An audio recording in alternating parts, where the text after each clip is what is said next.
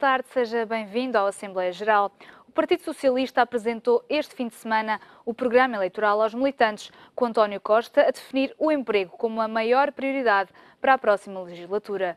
Em resposta, a Ministra das Finanças garantiu que o atual governo tem a mesma preocupação, ao mesmo tempo que criticou as propostas dos socialistas.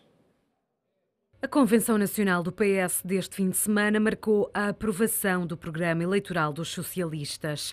António Costa estabeleceu a prioridade: criar emprego e, para além disso, garantir que o salário mínimo vai aumentar de ano para ano. Aquilo que é essencial para a sustentabilidade da segurança social é a criação de emprego para aumentar o número de contribuintes.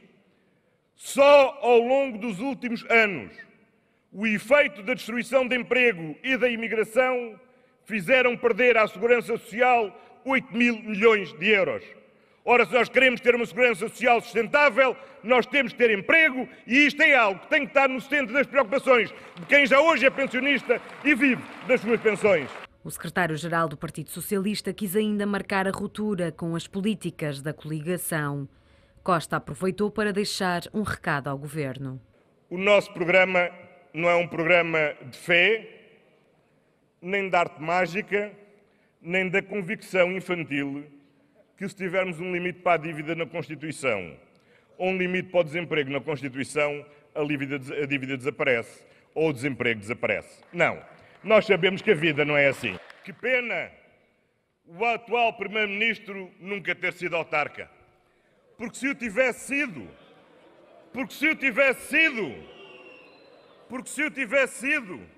sabia que depois de há 4 anos ter prometido tudo e durante 4 anos ter feito tudo o seu contrário, não tinha agora cara para de novo vir prometer em segundas mãos as promessas que já fez há 4 anos atrás. Discutida foi ainda a redução da taxa social única para os trabalhadores, que mereceu o único voto contra o programa. Mas o líder dos socialistas voltou a garantir que nenhuma das medidas propostas vai colocar em causa a sustentabilidade da segurança social. Diminuir temporariamente ao longo dos próximos 3 anos a contribuição dos trabalhadores para a segurança social.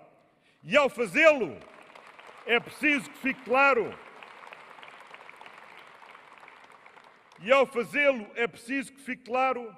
não estamos a pôr em risco a sustentabilidade da segurança social e muito menos a liquidez do Estado para pagar as pensões que estão em pagamento. Quem quer pôr em causa as pensões que estão em pagamento não somos nós, é a coligação que propõe o corte da pensão. O PS travou a descida do IRC, mas anunciou que vai manter as restantes mudanças acordadas com o governo na reforma do imposto. Uma convenção de um partido que se diz unido e que contou ainda com um apoio de fora. António Capucho, ex-militante do PSD, expulso do partido por ter discordado de Pedro Passos Coelho, esteve no Coliseu para dizer que vai votar em António Costa sem qualquer contrapartida. Sem prejuízo do meu estatuto de independente e sem qualquer contrapartida, sublinho, sem qualquer contrapartida, em consciência e coerentemente com as minhas convicções políticas e ideológicas, pois continuo a ser social-democrata, quero aqui deixar o meu testemunho público de apoio ao Partido Socialista nas próximas eleições. Surpresa foi também a presença de Sampaio da Nóvoa, candidato presidencial que não foi ainda assumido pelos socialistas. A 4 meses das legislativas, António Costa arranca para a campanha eleitoral. Se quiser participar no programa Assembleia Geral de hoje, basta ligar o número de telefone 21 323 6898 e responder à pergunta: Portugal vai conseguir criar emprego nos próximos anos?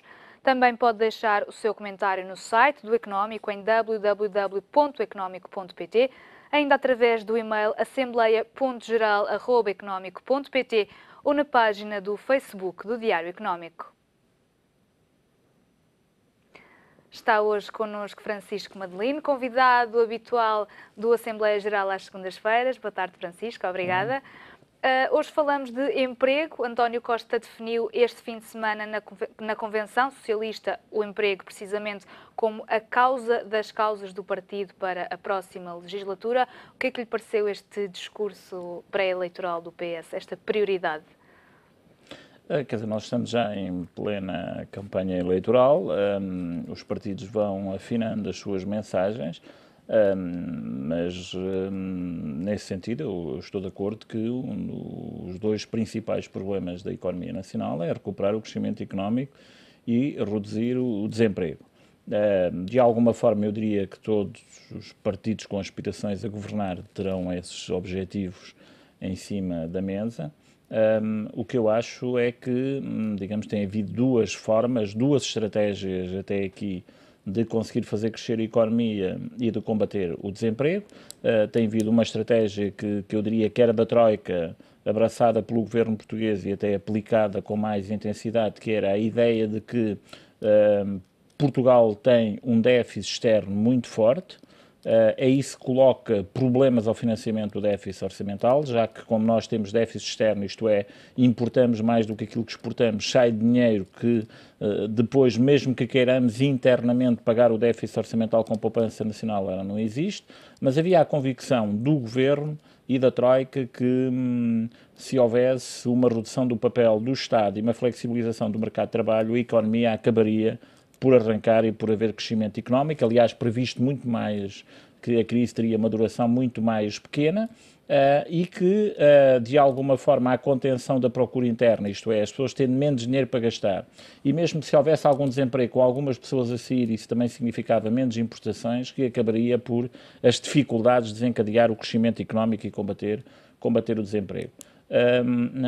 E há uma segunda estratégia, que é esta que vem sendo apresentada pelo Partido Socialista, é a ideia que, por um lado, esta austeridade, digamos assim, não é expansionista, não se criam automatismos destes para o crescimento económico e que é importante também dar algum papel à procura interna, isto é, não crescer apenas para as exportações, mas porque está a destruir imensamente o aparelho produtivo e até aumentar as desigualdades, que o crescimento económico deve ser feito também pela procura interna. Por exemplo, a medida de redução da TSU para os trabalhadores tem como objetivo criar alguma poupança, se é assim que se pode dizer, ou criar um rendimento adicional, um rendimento disponível adicional, que essas pessoas que ganham pouco, que têm níveis de consumo mais elevado em termos de percentagem, desencadeiem elas próprias o crescimento económico. E é nesta questão, se temos que reduzir muito a procura interna para continuar a ter resultados positivos no déficit externo, positivos, na minha opinião, entre comas, porque basta a economia voltar a crescer um bocadinho para que volte novamente o déficit externo. Ou então, ir tendo aqui uma estratégia de atuar noutras variáveis e da própria procura interna ter um elemento fundamental no crescimento económico e no combate ao desemprego, que estão as duas visões alternativas em cima da mesa. Vamos ver como é que os portugueses vão reagir a esta situação. De alguma forma, aquilo que se poderá dizer é que, de facto, a estratégia que foi seguida com uma teorização a partir da Troika, mas que eu diria que tem um suporte ideológico e doutrinário muito forte em setores mais conservadores da sociedade portuguesa, não produziu bons resultados, porque nós temos hoje, relativamente a 2011, menos 300 mil postos de trabalho, isto é, os empregos baixaram nesta dimensão e relativamente à crise de 2008 foram destruídos cerca de entre 500 a 600 mil postos de trabalho. A pobreza aumentou, a desigualdade da distribuição do rendimento aumentou significativamente e Portugal está numa situação em que praticamente o dinheiro que é gasto por aqueles que trabalham ou por aqueles que têm pensões praticamente não liberta nenhum nível de poupança que permita lhes dar algum espaço para desencadear um maior crescimento económico e, portanto, são precisas medidas que deem aqui algum espaço de respiração à economia e à sociedade portuguesa. Essa medida que referiu, a baixa da TSU, que é aliás uma das propostas do PS, não é uma medida muito consensual, coloca o problema da sustentabilidade da segurança social, que o PS diz que vai ser compensada com diversificação das fontes de financiamento. Não é estar a arriscar muito por parte do PS? Ou seja, há várias questões associadas a isso. Há uma que está na base de alguma tensão dentro do Partido Socialista, que é baixar simultaneamente a TSU para a parte que é paga pelos trabalhadores, portanto, os trabalhadores pagarão um valor à volta de 11% dos seus salários para a Segurança Social, e essa parte tem sido, apesar de tudo, menos criticada ou provavelmente mais consensual, isto é, libertar um bocado a parte que é paga pelos trabalhadores de forma a gerar rendimento disponível que eles possam gastar. Há uma outra que desde o princípio gerou uma grande tensão, ela vinha no documento, chegou a ser aventada como hipótese no documento pelos economistas e foi sucessivamente saindo, que era de reduzir a taxa paga pelas próprias empresas, já que as empresas pagarão um valor próximo dos 24% dos salários que pagam aos trabalhadores. Eu diria que isso tem que ser muito bem monitorizado, porque tem que haver um crescimento económico importante e tem que haver outras receitas de forma a que a sustentabilidade da Segurança Social não seja posta em causa. E esta medida, digamos, de reduzir a TSU paga pelas empresas, foi havendo recuos, que eu diria, sucessivos, e foi essa que gerou uma maior reação dentro de determinados setores do próprio Partido Socialista a essa medida.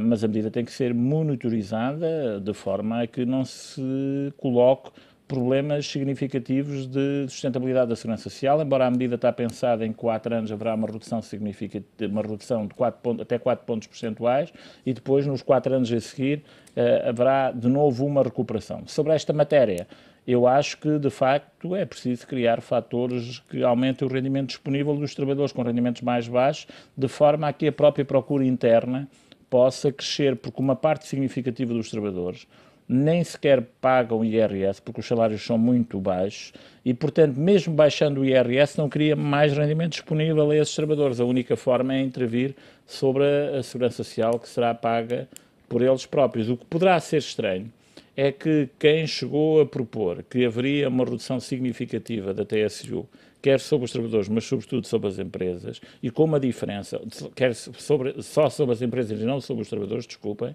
em que aumentaria nos trabalhadores, reduziria nas empresas, mas no resultado final haveria uma falta de receitas da Segurança Social, que venha hoje dizer que esta medida pode criar problemas de sustentabilidade. Portanto, foi preciso haver aquela grande manifestação da Praça de Espanha, precisamente para contrariar, exatamente, para contrariar essa medida. Mas eu acho que a medida tem que ser monitorizada, porque com a questão da Segurança Social não se pode fazer, como é que eu diria, engenharias sociais com efeitos não monitorizados e que depois seria uma situação dramática. Nesta questão da Segurança Social coloca, aliás, vários problemas. Um dos aspectos implícitos é o corte de 600 milhões de euros que o Governo diz que é preciso fazer e que o PS diz que pode mesmo chegar a destruir mais 15 mil empregos. Como é que se faz aqui um balanço? Não, quer dizer, essa é uma outra questão que o Governo tem embaraçado a parte do Governo. Ou seja, o Governo, no documento que entregou em Bruxelas, prevê uma redução das despesas da Segurança Social em 600 milhões de euros e nunca explicou como é que isso pode acontecer.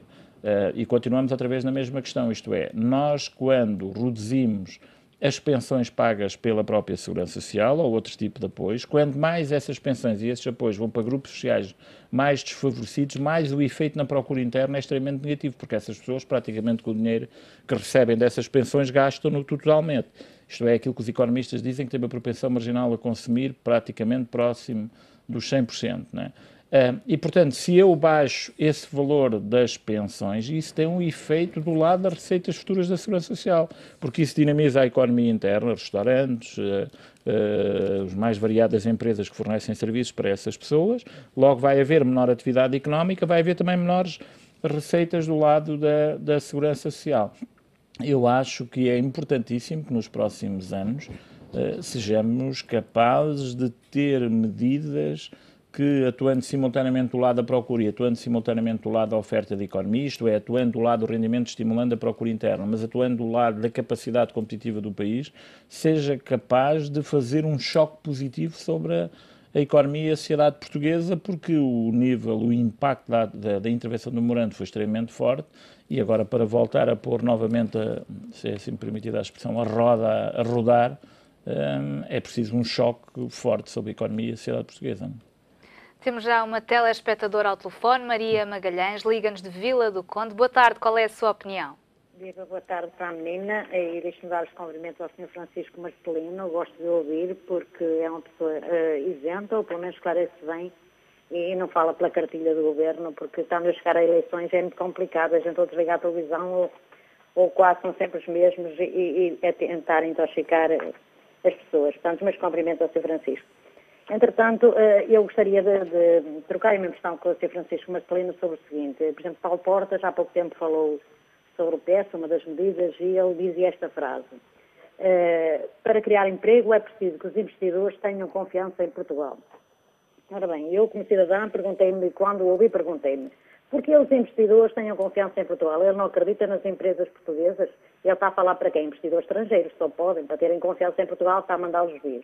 Depois eu pergunto que este governo também foi uma coisa que fez muito bem, as internacionalizações, levar as nossas empresas para fora. Então, se nós precisarmos de investimento, porque é aquela catrafada de gente toda a tentar, a tentar levar as nossas empresas para fora.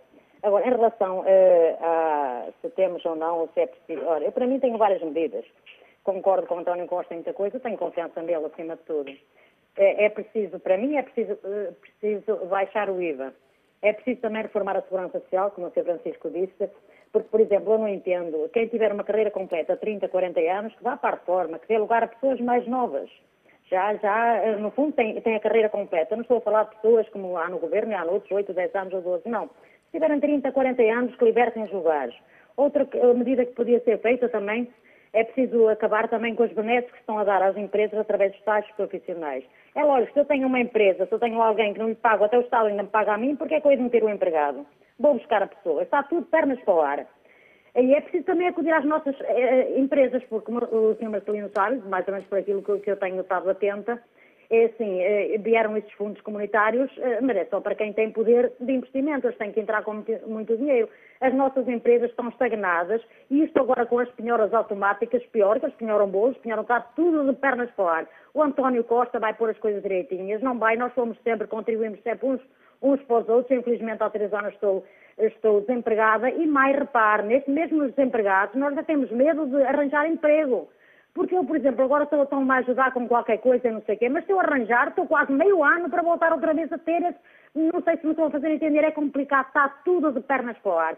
Eu simplesmente espero que as eleições venham muito depressa, espero que ainda haja gente, e comentadores principalmente, que vão ser muito importantes para aquelas pessoas que politicamente são um bocadinho analfabetas. É preciso que as pessoas pensem, nós vivemos sempre em democracia, de 4 anos para cá, que as pessoas se lembrem de uma coisa. Podem pagar os juros adiantados, como vai pagar agora a Ministra. A Ministra já tem lugar no FMI, como teve Gaspar, quando aumentou os impostos. E nós vamos ficar aqui sem nada, porque as pessoas têm lugar. A não ser o único que não teve lugar foi o Sócrates, que era trabalho agora lhe deram cabo dele. Mas, enfim, de resto, eles estão a trabalhar para o FMI, estão a trabalhar para os estrangeiros, não é para os portugueses. A minha boa tarde, desculpa a minha indignação, e uma boa tarde para vocês. Boa tarde e obrigada pela sua opinião. Francisco, quer responder à nossa telespectadora? Não, quer dizer, vamos lá ver, as cartas estão lançadas no essencial das narrativas para os projetos económicos para a próxima campanha eleitoral. Isto é, o Partido Socialista continua a dizer que vai ter uma intervenção do lado da procura interna, a dizer que é preciso dinamizar a procura interna e, portanto, com as variáveis que foram ditas aqui, baixando a TSU sobre aqueles que trabalham, também alterando e eliminando a contribuição extraordinária de IRS, etc. Várias medidas para estimular a procura interna e, por outro lado, dizendo que se deve atuar do lado da capacidade produtiva na economia, na qualificação do capital humano, adultos, etc. E o Governo o que vai dizer é que atuar no lado da procura interna vai agravar os fatores de crise do déficit externo, porque muita parte do dinheiro que é injetado na economia vai se traduzir em mais importações, e que o que é fundamental do lado da oferta é dar mais espaço às empresas, fazendo a revisão do Código de Trabalho. Ainda hoje notícias que saíram a dizer que ainda antes das eleições, novamente, o Código de Trabalho vai estar em cima da mesa, isto é, nesta lógica de que nós temos uma legislação laboral rígida, etc. E, portanto, os fatores até ideológicos, doutrinários, vão estar em cima da mesa. E com uma narrativa que vai dizer esta situação vai levar àquela que foi criada, que levou ao memorando de entendimento em 2011, se o Partido Socialista ganhar as eleições, que é falta de confiança internacional e, novamente, a dívida pública a aparecer. Basicamente, são estas as narrativas. Agora, o que me pede para comentar é preciso que este debate faça sobre as razões em que as pessoas acreditam que se pode recuperar a economia ou não, e não em intenções, como é que eu diria, de processos de intenções ou quase de caráter sobre o que é feito, porque senão é um tipo de debate que eu diria muito conspurcado e muito poluído. Isto é, imagino que em vez de eu fazer a discussão sobre estas variáveis, o que é que pode recuperar a economia, o que é fundamental recuperar, começamos a fazer um discurso a dizer assim, Paulo Portas é mais de confiança que António Costa, os investidores internacionais terão mais confiança no ex-diretor do Jornal Independente e no ex-ministro que tornou irrevogável revogável. Quer dizer, se nós entramos neste tipo de considerações, não é em função de casos, se é assim que se pode dizer, que é a melhor forma de discutir as alternativas. Ou, por outro lado, dizer, então, mas uma dívida que passa de valores de 90% para 130%, nunca a dívida, o peso da dívida no produto cresceu tanto, depois de uma política tão austera, é uma pessoa que me pode dizer a mim, quem vem a seguir vai aumentar muito a dívida. Quer dizer, este tipo de debate, muito alicerçado em ataques pessoais sobre de um lado ou do outro, eu percebo que as narrativas podem ter tendência a colar, mas não é a melhor forma, nem compete a nós, que devemos clarificar, ou acho eu, os portugueses, sobre as propostas que estão em cima da mesa. Isto é, o que está em cima é nós acreditarmos ou não que se deve expandir um bocadinho da procura da economia à procura interna ou não, e, portanto, há quem tenha dúvidas sobre isso com medo do déficit externo. É um debate interessante para se ter e, de facto, a economia portuguesa nos últimos 30 ou 40 anos tem avançado aquilo que se chama as políticas de stop and go, isto é, nós crescemos, depois vem o déficit externo e uma grande dívida externa e nós temos que travar a fundo a própria economia. Como é que somos capazes de contrariar isso?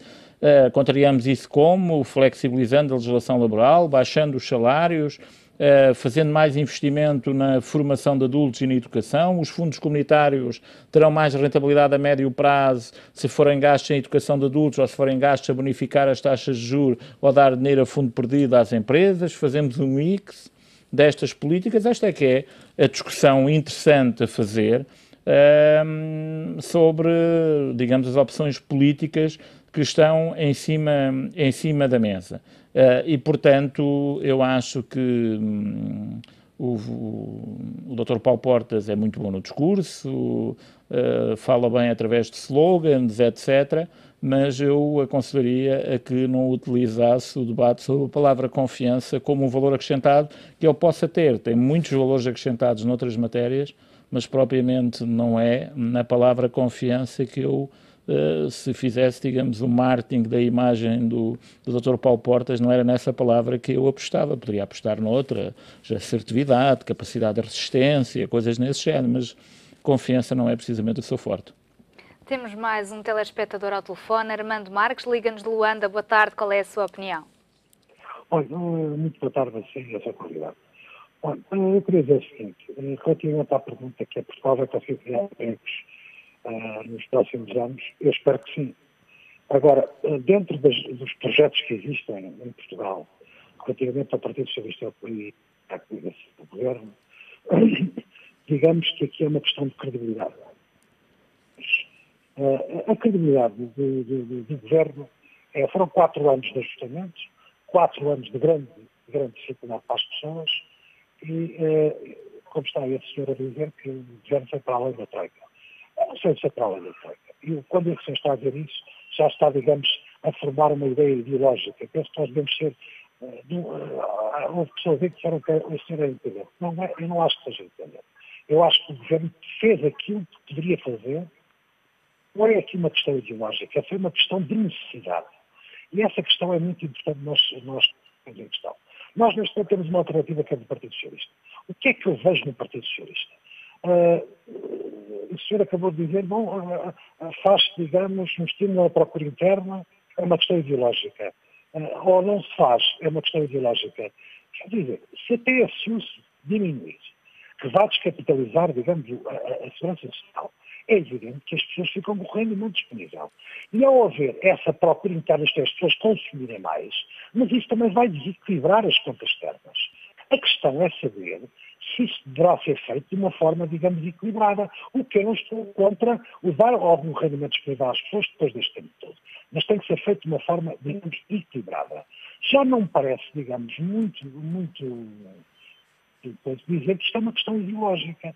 Porque a questão do emprego, seja no PS, seja na educação, é uma questão principal. E quando se está a dizer que o Estado, e repare, a questão que se põe aqui é esta, o Partido Socialista aponta que vai aumentar, digamos, para aquilo que eu vi, o rendimento disponível das pessoas, que vai repor as pensões, que vai repor os salários, que vai repor certas situações sociais. Eu penso que o governo que está em vigor também está de acordo. Eu pergunto onde é que vai buscar o dinheiro. O Partido Socialista, neste momento, tem um problema de credibilidade. O problema da credibilidade é que é muito importante. Eu vejo as pessoas, neste momento, a falarem, digamos, de repor isto, repor aquilo. Quando se vai fazer contas, depois não se sabe bem onde é que se vai buscar o dinheiro. E sabe-se que se vai se desequilibrar, digamos, certas coisas que estão a fazer. A equação aqui é esta. A equação é pôr o país com mais emprego, mas como os recursos são finitos, tem que saber onde é que vão buscar. E essa questão é uma questão, digamos, séria. E isto não é uma questão ideológica. Temos que ter a noção que este governo, com coisas boas e com coisas más, é aquilo que eu acho, porque eu não sou de partido nenhum. O que eu vejo é o seguinte: procurou fazer aquilo que foi obrigado a fazer. Não vale a pena estar a dizer que ele quis fazer, não. Ele foi obrigado a fazer, este governo, com alguma competência. Porque neste momento o que nós vimos é algum crescimento económico, há alguma diminuição do emprego. Isto são fatos. Depois o outro governo diz assim, mas nós vamos fazer melhor. Ótimo. E quais são as alternativas? Gastar dinheiro. Um programa que ouviram as pessoas e vão-se dizendo às pessoas o que elas querem ouvir, mas depois isso não é, digamos, visto de uma forma séria em termos de equilíbrio ou desequilíbrio, digamos, dos recursos que o país tem. E o país tem recursos finitos. Temos, digamos, compromissos europeus. Isso tem que ser enquadrado. Muito obrigada. Peço que conclua o seu comentário, por favor. Vou só dizer, se o Partido Socialista tivesse, digamos, uma ótica de boas contas, tinha assinado, digamos, na Constituição, dizer que o déficit não pode passar daquele limite. E ele não quer porque há uma questão neste momento eleitoral e ele sabe perfeitamente que há coisas que não pode cumprir. E há um problema de credibilidade do Partido Socialista neste momento. Quer queira, quer não. Obrigada, boa tarde. Muito obrigada. Boa tarde. Proponho agora que passamos a olhar para alguns dos comentários que os nossos telespectadores foram deixando ao longo da tarde nas redes sociais do Económico. André Patrício diz, em resposta à nossa pergunta, isso eu não sei, mas se o PS for para o poder, com aquelas medidas deixa-me com algumas suspeitas. Já o nosso telespectador José diz-nos, não sei se vai ou não, até setembro pelo menos vai criar, depois depende de que governo vamos ter, se o da bancarrota, se o da saída da bancarrota. É que entre os eleitores parece haver muitos amantes da bancarrota e ainda mais do que não interessa, a abstenção. Francisco, os nossos telespectadores parecem um bocadinho céticos, falou-se aqui de credibilidade. Acha que as pessoas ainda terão em mente os 150 mil empregos prometidos pelo anterior governo e de que o atual executivo também não se cansa de lembrar? Não, vamos lá ver. A questão da credibilidade e fazer a discussão do ponto de vista da, como é que eu chamo, com processos de intenções, é uma das velhas questões dos debates argumentativos, e nomeadamente em direito, isto é, eu, em vez de discutir as questões, lanço uma imagem de não credibilidade sobre uma determinada pessoa, ou então que há um grupo ideológico, ou há um grupo que vindo de uma determinada zona tem mais credibilidade do que a outra, para não discutir os argumentos. E, portanto, o objetivo é passar a termos uma discussão sobre credibilidades ou não, e não a discutir os argumentos. E, nomeadamente, aquilo que foi implementado pela Troika, aquilo que eu chamaria, por cópia ao que foi o socialismo científico, o chamado capitalismo científico. Isto é, isto não é ideológico, isto é a verdade. E, portanto, não há coisa mais totalitária e adogmática que é uma coisa destas, indiscutível. E, portanto, esta é a nossa verdade e é a credibilidade. Ora, nós tivemos alguém que ganhou as eleições a fazer afirmações claras que não baixava salários, que não mexia pensões, que era uma coisa incrível como é que alguém imaginou uma coisa dessas, que se controlava o déficit do Estado com as gorduras, por mais que alguém dissesse que, somando os juros, as pensões e os salários, teríamos mais de 90% dos salários da própria administração. Tivemos um alto magistrado da nação a estimular os jovens a revoltar-se e a dizer que o povo português, quando se cortou aquilo, como diria o outro, peanut, relativamente ao que se veio depois a fazer, que deveria haver uma revolução nacional. E, portanto, eu não sequer fazer discussões de caráter sobre esta matéria. Porque se nós fazemos discussões a partir que há de uma determinada zona uma grande honestidade e um grande caráter, tivemos um vice-primeiro-ministro que disse ao país que se demitia irrevogavelmente, escreveu uma carta e que se demitiu, que seja essa própria pessoa a fazer uma proposta cujo governo aumentou a dívida pública 30 pontos percentuais, a que seja colocado um limite à dívida na própria Constituição. Eu, se me quer perguntar a minha opinião, eu recuso-me a discutir com base em processos de intenções e muito menos a discuti-lo quando há alguns, é um bocado típico quase, alguns grupos mais conservadores e mais à direita que têm um monopólio da verdade e um monopólio da credibilidade e que são normalmente grupos mais abastados e dizem que os outros não sabem gerir o dinheiro e que o problema dos pobres é que não sabem gerir o dinheiro. Eu recuso-me terminantemente a discutir política nesses termos. Porque senão vamos verificar, vamos a um assunto muito concreto, a segurança social. Durante anos e anos a fio, a Lei de Bases da Segurança Social dizia, como diz atualmente, dizia assim, a Segurança Social tem as receitas dos chamados sistemas contributivos, isto é, as pessoas que pagam põem lá o dinheiro, e sempre que o Estado cria situações de alargar pensões a grupos não contributivos ou francamente contributivos, isto é, os grupos que vieram dos antigos rurais, etc., o Estado deve pôr lá o dinheiro porque é um esforço à Segurança Social de pessoas que não pagaram. Ora, por exemplo, o atual Presidente da República foi Primeiro-Ministro e durante anos e anos a fio não cumpriu a Lei de Bases da Segurança Social. Não pôs lá o dinheiro. Depois houve, ao meio dos anos 90, foi criado o Fundo de Capitalização da Segurança Social, o Estado passou a cumprir as suas responsabilidades para dentro e o Fundo de Capitalização da Segurança Social foi criando, foi engordando, foi crescendo, determinado tipo de pessoas fizeram a reforma da Segurança Social. Vou ter que o interromper por E só para dizer que não deixa de ser estranho e extraordinário, quem não cumpriu a lei, quem houve alguém que criou o Fundo de Capitalização e outros que vieram utilizar o Fundo de Capitalização para comprar a dívida pública na modalidade que vem, a dizer que eles são do rigor das contas e os outros não são. Ora, eu recuso-me completamente a discutir com base em slogans esta matéria. Temos mais um telespectador ao telefone, Manuel Guerreiro, liga-nos de Castro Verde. Boa tarde, qual é a sua opinião? Boa tarde para si, para o seu convidado e para todos os telespectadores do programa. Quanto à vossa questão de que se Portugal pode criar emprego, eu creio que com as políticas que têm sido seguidas, Portugal não criará emprego líquido nos próximos anos porque elas não o permitem. Aliás, as políticas que têm sido seguidas nos últimos anos, sobretudo desde que entramos no euro, desde 2000 para cá, não têm permitido a criação de emprego porque não permitem o tal crescimento económico que todos os economistas dizem que é a solução para os problemas do país. Portanto, se há 15 anos desde que entramos no euro, praticamente não há crescimento económico. Se calhar, se somarmos os 15 anos tem havido a recessão, não pode haver a criação de postos de trabalho. Porque os postos de trabalho, alguns até dizem, sobretudo os de uma certa facção ideológica, que não se cria emprego por decreto. Se calhar é verdade, não se cria emprego por decreto. Mas, pelos vistos, por decreto cria-se desemprego. Porque quando se toma medidas por decreto, como se tem tomado ao longo dos últimos anos, e se diminui o rendimento disponível da maioria dos portugueses, logicamente nós estamos à espera que o emprego caia do céu aos trambolhões, porque se há redução do rendimento, há redução da procura, e numa sociedade capitalista, isto é o ABC da economia capitalista, o que provoca o investimento é a procura. Ninguém vai criar mais postos de trabalho se já não consegue vender a mercadoria que está a produzir, vai criar mais para aqui. Portanto, só há, no capitalismo em que vivemos, só há criação de postos de trabalho quando aumenta a procura. Quando a procura reduz, não há criação de postos de trabalho. Portanto, se continuarmos estas políticas recessivas ou austeritárias, como eu quero chamar, porque eu chamo-lhes nomes muito pomposos, no fim são apenas políticas fascistas. Se continuarmos com estas políticas, naturalmente que não haverá criação de postos de trabalho, porque não há aumento do rendimento disponível das pessoas, porque os portugueses, a maioria deles, vivem dos salários e das pensões.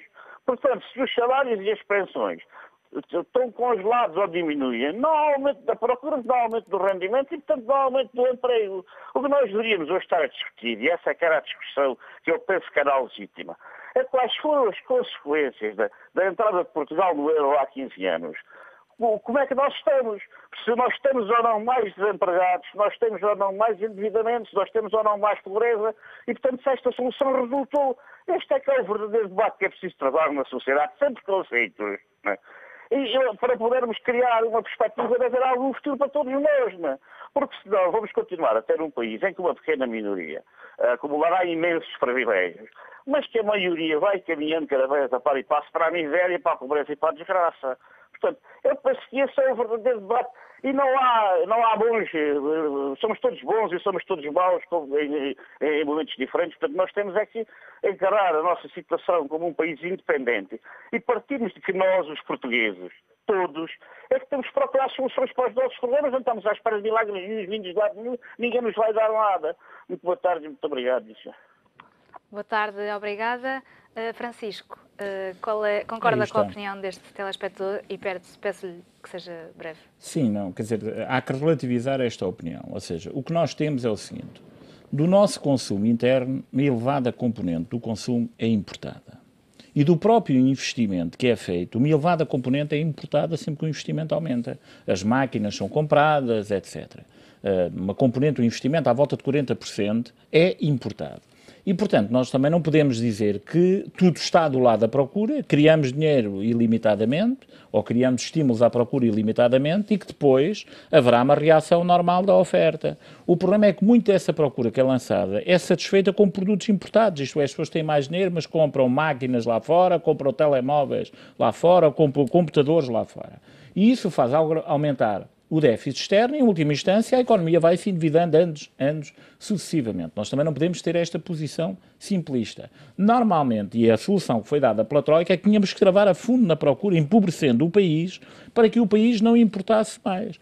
Ou então baixando os salários para tentar vender produtos com preços mais baixos. Eu acho que nós temos que fazer crescer a procura, porque a economia parou, estancou claramente, teve uma redução brutal do rendimento, e temos que continuar a atuar dos fatores do lado da capacidade produtiva do país. Isto é, os portugueses têm que ser mais qualificados, temos que ter melhores infraestruturas, temos que ter investimentos feitos em sítios que são fundamentais, e a discussão deve ser feita em que sítio é que vamos fazer os investimentos, como é que vamos aumentar o papel da educação e da formação, e não fazer que eu diria, uma gestão de mercearia, que foi o que levou a esta situação. Isto é, paramos a procura, baixamos os salários, baixamos os ordenados, aumentamos o desemprego, mandamos as pessoas sair, e o que acontece é que a balança externa melhorou porque nós estancamos a fundo, e até diria mais. E há alguns fatores positivos, como a exportação de produtos petrolíferos inerentes à expansão dos derivados do petróleo, ou então investimentos como a Embraer, que muitas vezes são mostrados como exemplares, resultaram de investimentos públicos, de esforços do Estado que foram feitos no sentido de captar esse investimento. E, portanto, nós temos que ser capazes de estabelecer aqui um equilíbrio entre, por um lado, ir expandindo a procura pouco a pouco e, ao mesmo tempo, atuando sobre o lado da oferta, para que o déficit externo não volte a disparar outra vez, nós atingimos de endividamento grande e tem que vir o travão a fundo. Tudo isto para dizer o seguinte, do que disse o nosso telespectador. É verdade que temos considerado o lado da procura.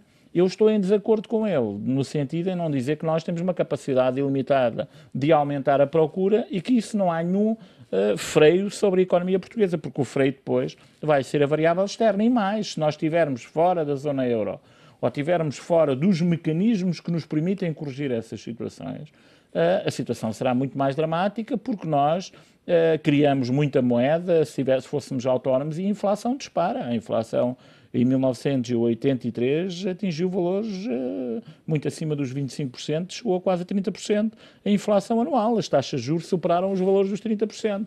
Portanto, é preciso ter aqui em consideração estes vários equilíbrios que são necessários ter, e eu continuo a dizer, não é com discussões de caráter, é discutindo sobre estes instrumentos, que eu acho que é a melhor forma de discutir sem que ninguém tenha superioridade moral sobre ninguém.